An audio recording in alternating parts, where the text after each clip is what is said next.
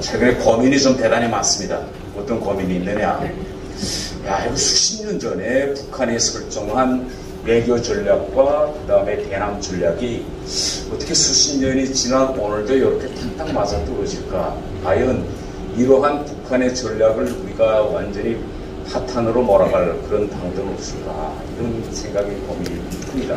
그래서 첫 번째 제가 고민은 북한의 이제 외교 전략과 관련된 문제인데, 제가 1980년도에 이제 평양 국제관계대학에 입학했습니다.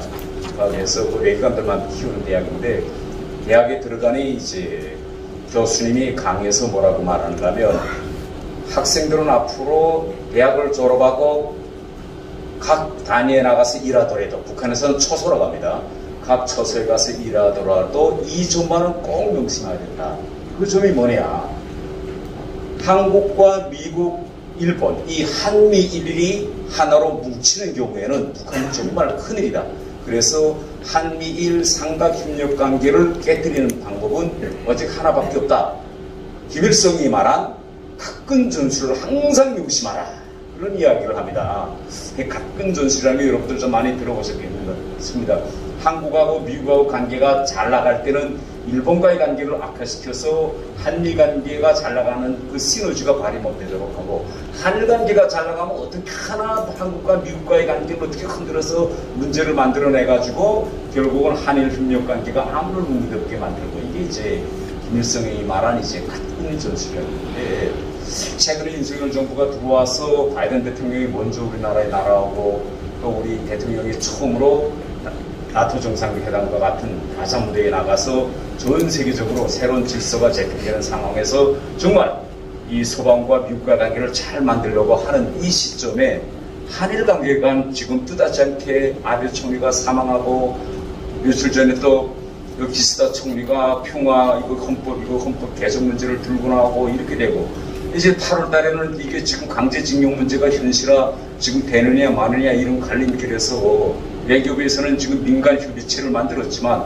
또 피해 당사자들은 안 들어가겠다고. 근데 이제 8월 달에 정말 이게 강제징용 헌금화 문제가 현실화 된다면, 그러면 한일 관계는 어떻게 될 거고, 또 기시다 내각이 평화협정을 정말 개정하는 방향으로 간다면, 그러면 이거 또 향후 한동안은 이거 결국은 김일성이 말했던 이 각근 전술을 이런 대로 어떻게 이렇게 또 할까? 이걸 어떻게 한미일 삼각관계를 잘 봉합할 이런 이제 방법이 없을까? 이게 이제 첫 번째 제 고민이고, 두 번째 고민은 북한 대학에서는 이제 그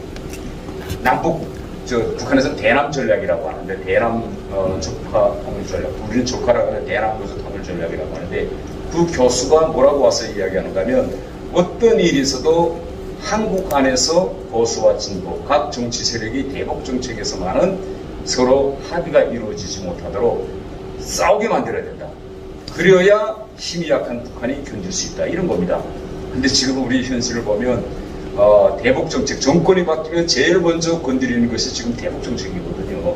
근데 지금 저 같은 경우에는 지금 우리 당 안에서 안보문란 TF 소문으로서 문재인 정권 시기에 이 대북 관계에서 굴종적인 이런 대북 관계 이런 방향에서 결국은 이제 강제 북송 문제라든가 이렇게 많은 지금 잘못을 저지르고 있는데, 이건 저 같은 경우에는 이걸 정말 삼권 분립과 법치 파괴, 이런 민주주의 절차 과정, 결정 채택 과정에서 하자, 이런 문제를 접근하고 있는데, 접근하면서도 저는 지금 어떤 고민이 있는가 하면, 이런 식으로 계속 나가서 또 정권이 바뀌면 전 정권의 정책을 이제 또 다 뒤집어 엎고 anything but 이런 식으로 가는, 이게 어디까지 결국은 이게 선을 정할 것이냐, 이런 지금 고민이 있습니다.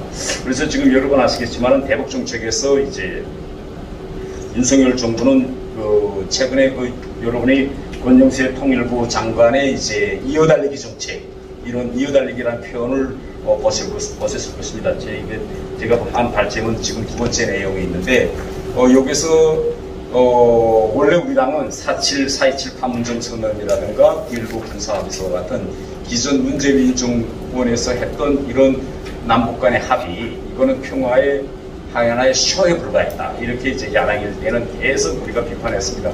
근데 정권을 이제 쥔 이후에 최근에 많은 이제 권영세 장관의 이제 말들을 종합해 보면 4.27 판문점 선언이라든가 평양 선언을 비롯해서 남북한의 이전 그런 합의들 중에서 비판할 것은 비판하지만은 대부분 대승해서 이어달리기를 이제 해나가겠다, 이런 원칙을 이제 끊임없이 밝히고 있습니다.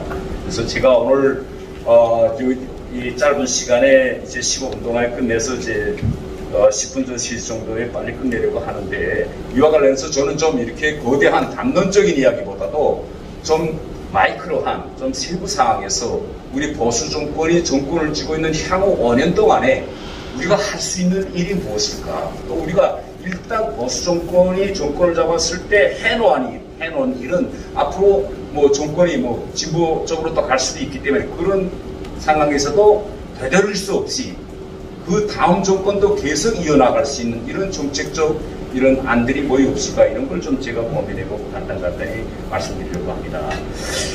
우선 이걸 이야기해서 최근에 북한 김정은 정권이 달라진 모습이 뭘까, 이런 걸 제가 좀 몇 가지 좀 이야기하겠습니다. 김정은이가 2011년에 정권의 공식 11년도부터 이제 공식 통치하면 지금 딱 10년 차인데, 이전 김일성과 김정일 자기 아버지 때에 와도 대단한 차이가 있고, 또 김정은의 지난 10년간의 통치를 우리가 절반으로 쪼개서 5년과 5년, 전반과 후반으로 나누어 본다면 이 전반과 후반에서도 이제 대단히 많은 지금 차이점을 보이고 있습니다. 우선 첫째로서 이 북한 김정은 정권의 자체 고립화, 이 자체 고립화 수준이 우리가 상상했던 것보다 엄청 지금 심화되고 있습니다. 아시겠지만은 이번에 코로나가 팬데믹을 겪으면서 전염병이라는 그런 확산을 막는다는 그런 목적도 내세웠지만, 국경 지역에서 일체 모든 생명체 그저 갔다가면 그것이 사람이든 짐승이든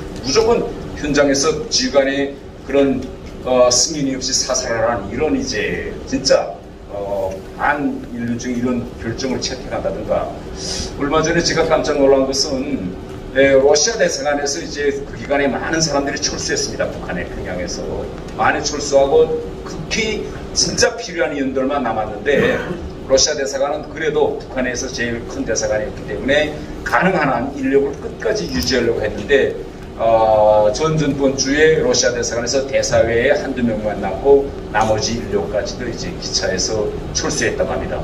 결국 이렇게 놓고 보면 대부분 대사관들이 거의 다 평양에서 나가고 남아있는 대사관이 지금 얼마 지금 남지 않은 상황까지 왔습니다.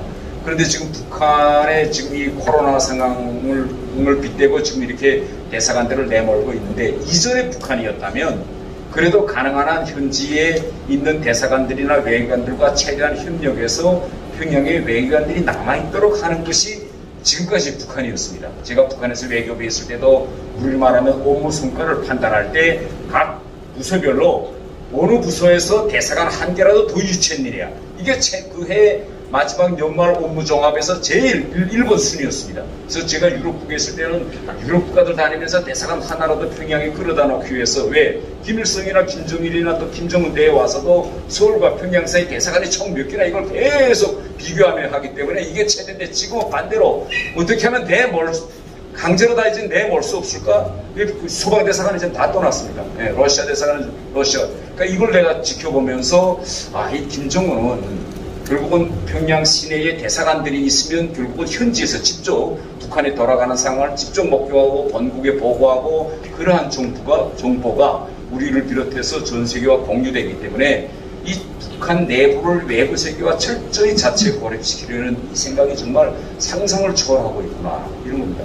이 탈북민의 견지에서도 이제 보면 김정은이가 같이 집권했을 때까지도 이렇게 북중 국경을 차단하진 않았습니다. 그런데 김정은이 집권해서 1년 다르고 2년 다르면서 계속 김정은이가 얘기하는 게 뭐냐, 이 탈북민들이 압록강과 두만강을 자유롭게 물론 자유롭게 넘나들지 않았지만 이렇게 군인들을 매수하거나 이렇게 하면 넘어갔다가 중국 가서 돈 벌어가지고 올 수 있고, 이 말하자면 불법 월교, 이걸 왜 북한 체제가 이것 때문에 무너질 수 있다고 간부들이 생각하지 않느냐. 이것 때문에 북한이 무너진다. 그렇기 때문에 북중국경 모조리 다 폐쇄하고 철조망 치고 지금 북한이 그때 당시 그렇게 돈이 없으면서도 프랑스를 비롯한 서유럽에서 이 우리 말하는 감청 설비, 그러니까 그때 북중국경에 많은 이제 북한 주민들이 중국 휴대폰을 갖고 있었는데 중국 휴대폰만 있으면 압록강 중국 안테나로부터 북한 내부로 50km까지 휴대폰이 가능합니다. 근데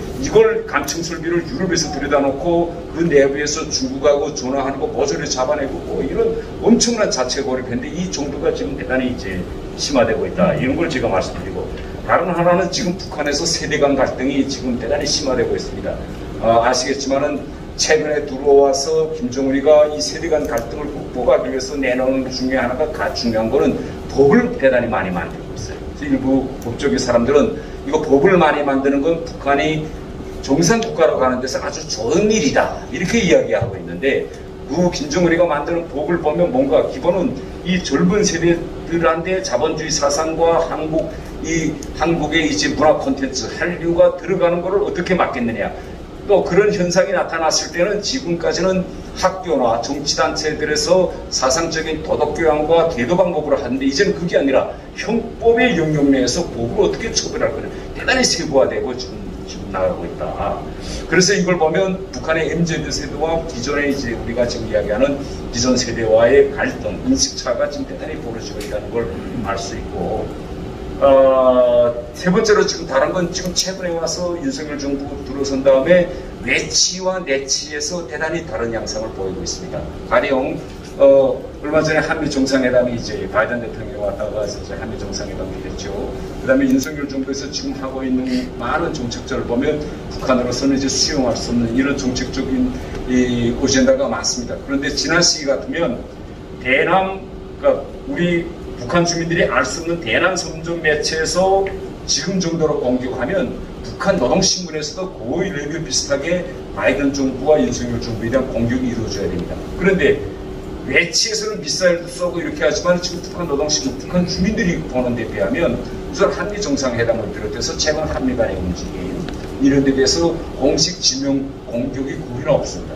네, 북한 주민들이 보는 데는 이런 내치와 외치에서의 이제 대남 이게 지금 달라지고 있다. 그 다음에 마지막으로 우리가 볼 수 있는 건 얼마 전에 김정은이가 당 군사 이제 위원회 회의를 했는데, 이 북한 무력 구조에서 최근에 들어와서는 이 비대칭 무력에 대한 집중적인 이제 강화가 시작되고 있습니다.